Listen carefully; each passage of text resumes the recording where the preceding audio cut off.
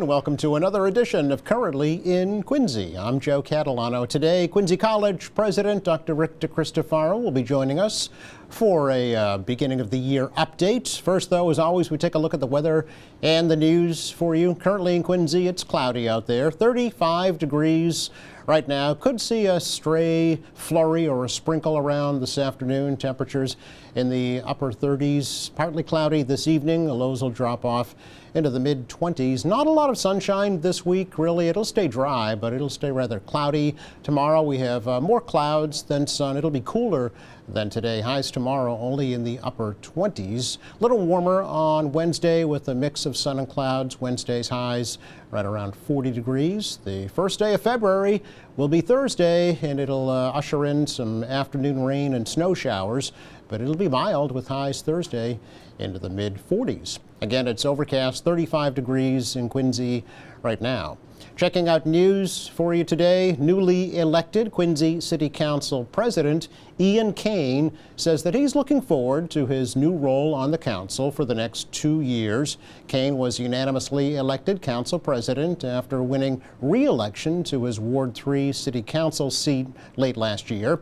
One of his first acts as council president to make the committee assignments, including the 3 committees of the whole. For Finance Committee, Councilor McCarthy is going to be the chair. For Oversight, Councilor DeBona, and for Ordinance, Councilor Liang. And so for Finance, Councilor McCarthy, Vice Chair, Councilor Liang. Ordinance, Councilor Liang. Vice Chair, Councilor DeBona. Oversight, Councilor DeBona, and Vice Chair, Councilor Devine. And those are the 3 9-member committees of the whole. Cain was first elected to the Ward 3 City Council seat in 2015. He ran unopposed last year. 3 new councilors were elected last year as well. Ward 2 Councilor Richard Ash, Ward 5 Councilor Dan Minton, and Councilor at Large Scott Campbell. The next City Council meeting is February 5th. State Representative Jackie Chan of Quincy wants to meet soon with the state's new Department of Conservation and Recreation Commissioner, Brian Arrigo. Chan says there are numerous DCR properties in Quincy that need attention, with one of the biggest being Wollaston Beach. Of course, general maintenance of Wollaston Beach. I mean, me and Bruce and John would like to have, permanent employee in Wollaston Beach. We've been blessed to have one for many decades. She retired a couple years back, and having a permanent employee supervising Wollaston Beach is critical in terms of trash pickup, grass cutting, managing lifeguards, and so forth. And working with yacht clubs and state police patrol, and try to accommodate events to the yacht clubs because of the parking restrictions. And obviously, we'd like better coordination between DCR and the city, especially during storm situations. Chan also says he wants the DCR to repair some street lights along Furnace Brook Parkway near Adams Street and Newport Avenue, and also address curb cut issues along Furnace Brook Parkway. Chan plans to meet with Arrigo this week. Arrigo is the former mayor of Revere. A Quincy auto detailing shop has been put on notice by the city after multiple license violations. AR Auto Design on Brook Road in South Quincy has repeatedly been open after business hours, creating noise disturbances and washing cars without the proper drainage system. City Clerk Nicole Crispo says the Board of License Commissioners issued the business a written warning last week. Since opening, the License Board has received numerous neighborhood complaints related to working beyond the approved hours of operation, working on vehicles outside the garage bays, water being run off into the city drains and streets, and noise complaints. As a result of those concerns, multiple warnings and fines have been issued by the city codes enforcement officer. These as of Tuesday, when we had the hearing, they remained unpaid, and there had been no appeals brought to the clerk's office. However, since this, they have paid the fines. SR Auto told the board that changes have been implemented to address the concerns. The board warned that any further violations could result in more fines or license suspension. AR Auto also has a location on West Howard Street in Quincy Point. There's a new Dunkin' in Quincy. The new shop opened recently on Franklin Street, replacing a store that was right next door. Quincy Chamber of Commerce President Tim Cahill, Ward 5 Councilor Dan Minton, and Dunkin' representatives all attended a ribbon-cutting ceremony with Quincy Mayor Thomas Koch. Dunkin' made a $5,000 donation to the Chamber of Commerce. That Dunkin' that the new store replaces used to be a Mr. Donuts that was opened by Dunkin' Donuts founder Bill Rosenberg's former partner Harry Winokur back in 1956. The Mr. Donut chain of stores were all converted to Dunkin's except for one in Illinois. There are still 9,500 of those worldwide. Norfolk County Register of Deeds Bill O'Donnell says his recent annual holiday food drive was a huge success. O'Donnell says the drive collected more than 280 pounds of food and household supplies to be donated to area charities. Those donated goods will be distributed to more than 33 different food pantries across Norfolk County, including Interfaith Social Services and Quincy Community Action programs here in Quincy. Interfaith says they have seen a 30% increase in the demand for food assistance just over the past year. That is our check of news for you today. Coming up, we chat with Quincy College President Rick DeCristofaro. That's next.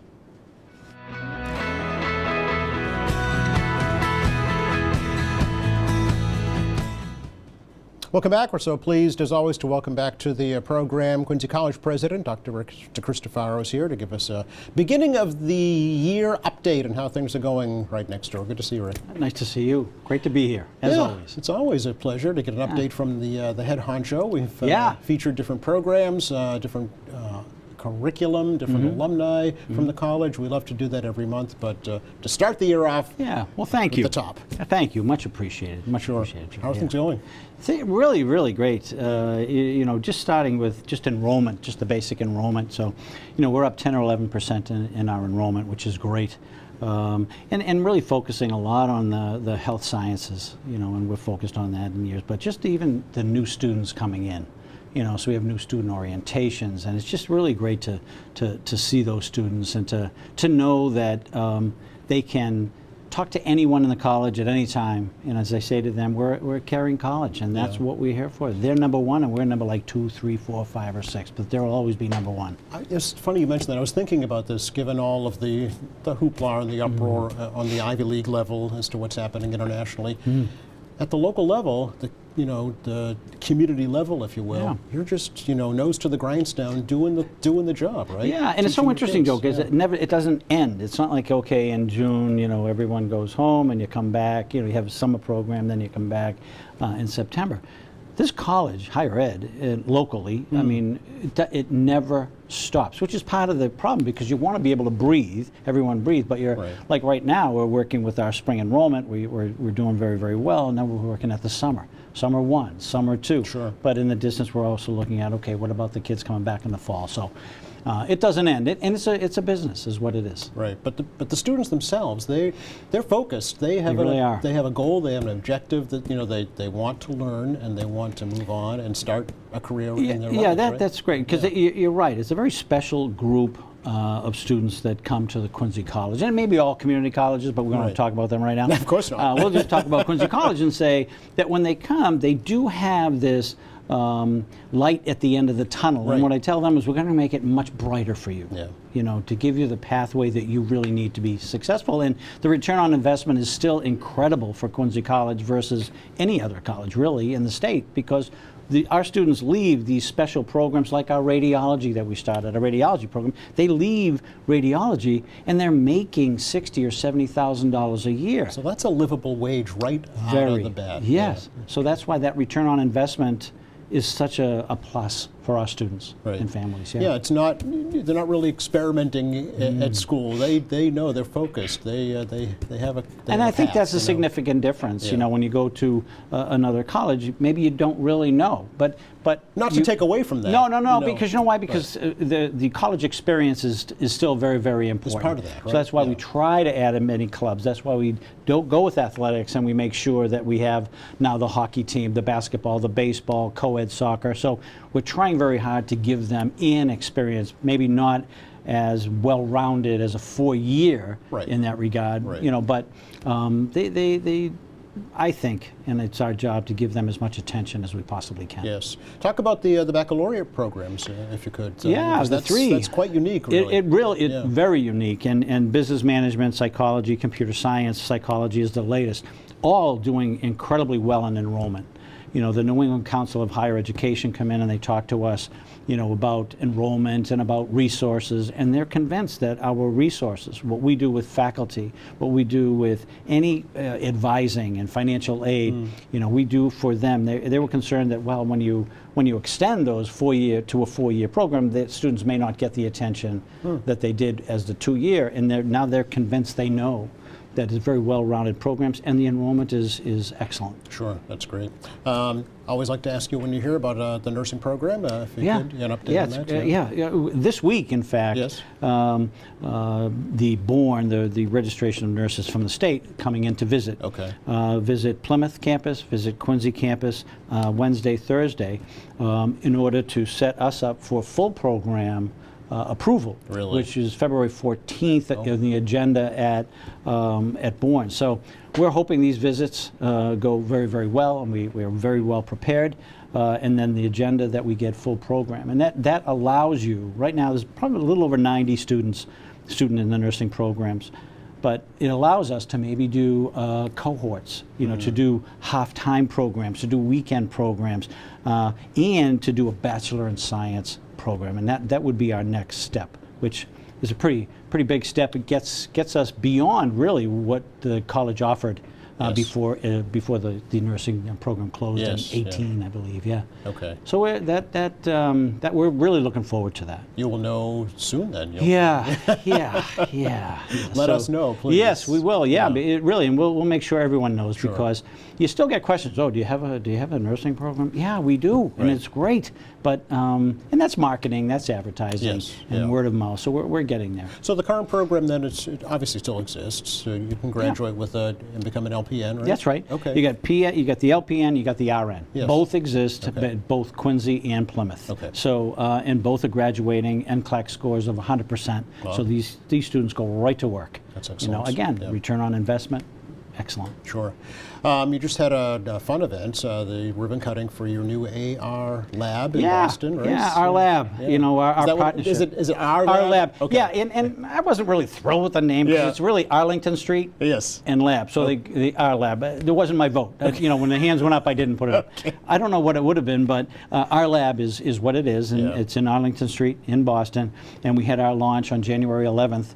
Lieutenant Governor there, Yeah. the Secretary of Education, Secretary of Workforce, Secretary of Economic Development, all there because they realize that this partnership in health sciences and biomanufacturing, biotech, is something, again, going back to putting students that may not have had that opportunity, those underrepresented students, go right into the workplace. Yeah, you had some of them tell their stories. Oh, awesome. That they did just that. Yeah. They never envisioned themselves going from, say, a waiter, you know, Correct. or a minimum wage job to now a professional. Correct. Yeah. Again, it's that light at the end of the tunnel. It's Yeah. that giving people, you know, a pathway and hope for the future.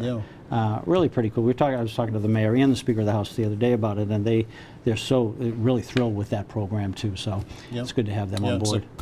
a collaboration with Jewish Vocational Services. Yes, right? yeah, JVS, and they've been around for a very, very long Sure, time, but yeah. they bring in those students, those underrepresented students, those low-income students, the ESOL, the ESL students, students of color, and bring them into their program. And they begin to get them ready for college.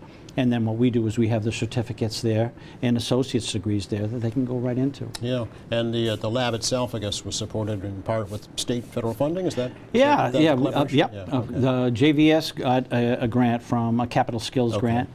We also have a Capital Skills grant. see. Ours went into the programming. Theirs went into the renovation facility, of the yeah. building. Yeah. You know, so great, a really extraordinary opportunity. Any other collaborations you see in the future that would benefit both sides? I do.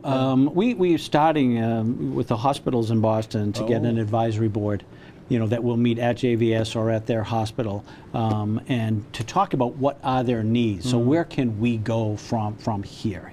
So it's terrific. Just like we had talked about earlier about the foundation. Looking at the foundation, Quincy College Foundation, and working with the people in the trust to become a foundation and to do things a little bit differently. Yes. So, a couple of people we've talked to about being on the board, trustees, Mark Brewster from Brewster Ambulance, Paul Barbadero, who was our chair, college chair on the Board of Governors for years, Michael Bellotti, Peter Thompson. I don't know if you know Peter Thompson, but an entrepreneur, a really great person with an incredible heart that can't wait to really begin work. So we're still working it. Okay. Still working it. It's been a long time. I thought it would be up and running I by know now. you were hopeful, yeah. Yeah. So. Well, good things take time, right? Yeah, and there's a lot going on. There's a lot going on, and not only in their lives, but also in the college life as well. So we'll get there with it. Yeah, and once it's founded, it kind of perpetuates itself. Yes, and that's what's really great. And it's all right now focused on student scholarships. There's no capital building element to it. It's all about students and scholarships. So that's where we're headed. I guess we should talk about that now that you brought it up. Sure. Is the college going to stay where it is for the time being, do you think, Rick? I believe so. Think so? I believe so. I think we'll take, obviously Mayor Koch is very close to us in a lot of ways. So we'll take his lead to see where we go, and he'll have to work observe with the city council, to see if that whole idea goes forward or not. But we're thrilled where we are. We have plenty of space. Our lab space is excellent for our students. So we're doing well right where we are. Yeah. If opportunity arises, either through the mayor's vision or another way that things happen, we'll gladly take a look at it. Okay. I know for the athletics, you still collaborate with ENC, right? It's a great partnership, yeah. We do, yeah. They've been very, very good about that. But I think, what athletically, I'd love to play our home games home. I mean, Sure, we're not going to have a gymnasium right away or a school building right away, college building, but it would be nice to have Quincy High School or North Quincy High School or even Central to have a three-point line that's college-oriented that we can do that. So we'll work at that. If it works, great. Otherwise, ENC's been extraordinary. Sure. Early college, high school. Yes, early college, high school. What a great benefit for so many students and families. So we have 250 students involved. Wow, which that's is really pretty grown. equal. Yeah. Really equal. Okay. We started with, I think there was 50 or 60. That sounds right. So it's, and the idea is that the philosophy is really catching on because parents realize how much they can save, over the long. So they could, students could leave Quincy High School, North Quincy High School with 19 college credits, almost their whole freshman year. Yes. Freshman year right, done. yeah. And we're also adding scholarships to that. That if you're in early college, high school, you can come to Quincy College 1 year free. So imagine, and then it's our job to keep them here. Obviously, right. Yeah. Yeah, so it's a great program, and the rigor is excellent. Our faculty has been extraordinary. The Quincy Public Schools teachers are just great. Yeah. The principals, administrators, the guidance people have been unbelievable because they realize, the difference that it makes with their students and their families. Parents are understanding it more now. We started a parent advisory group. Oh, really? So that we have, I don't know, maybe 6 or 7 parents right now that are really helping us talk about how to reach more parents. How do we get to those families?